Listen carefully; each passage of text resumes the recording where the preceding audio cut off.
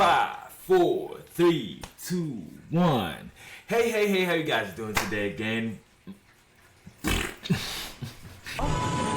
The first explosions rocking Tehran in broad daylight in what President Trump called major combat operations against Iran. President Trump announcing in a social media post that Ayatollah Ali Khamenei is dead, calling him, quote, one of the most evil people in history. The president in that post also says that the heavy and pinpoint bombing, as he calls it, will continue uninterrupted throughout the week or as long as necessary to achieve the administration's objective. Our objective is to defend the American people by eliminating imminent threats from the Iranian regime. So by causing World War III, why are you doing this, Mr. President?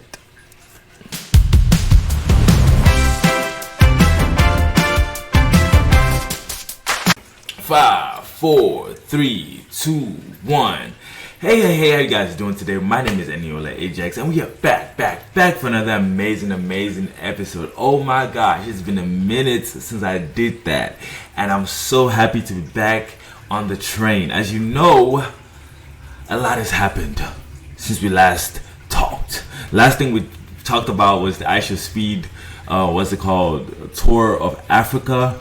But now, oh my gosh, there is war brewing. I don't know what Trump is doing, but I hope he's not trying to destroy the world. Okay, it's kind of scary. It's kind of like wild to hear, but I feel like we're so numb to it right now that it doesn't even matter anymore. So, but let's not talk too much. Let's get into it straight away, and let's see what they got talking about. And let's see if we can react to something good. You know what I mean?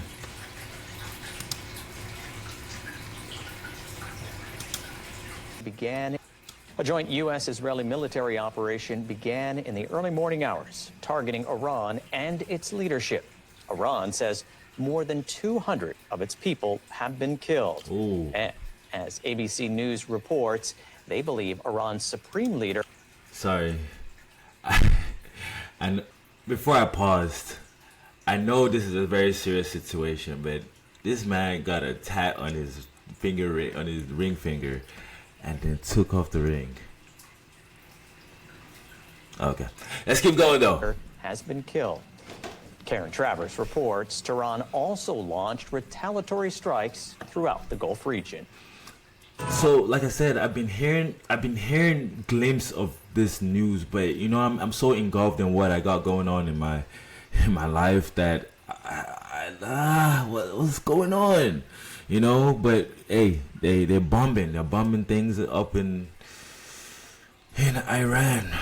This group of very hard, terrible people. The U.S. and Israel. I mean, I guess it's good that he speaks very simple, but he speaks very simple to be the world leader, you know? Israel jointly launching the wide-scale attack. Smoke billowing from strikes on multiple targets in Tehran.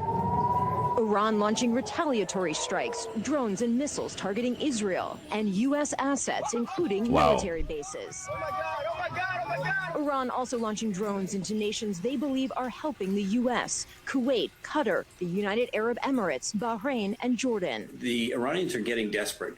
They are now not targeting military sites. They're going directly after civilian and revenge attacks. The U.S. strikes against Iran coming after a massive military buildup in the region and days of speculation about whether the president was going to give the go-ahead for military action. The president making it clear he was not happy with the administration's negotiations with Iran over its nuclear program. This terrorist regime can never have a nuclear weapon.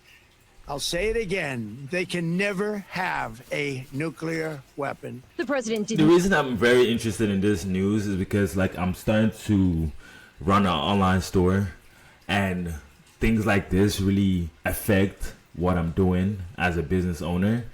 I don't know how to feel right now. I feel like we're still in the early state of understanding what's going on, and as it starts to unravel, if there's anything to bring up to you guys to, you know, share it and, you know, open it up a little bit more, I would definitely will come back and do that.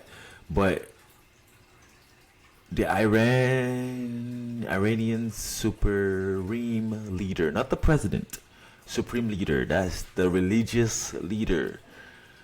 Oh, it's a little different, man. It's a little different.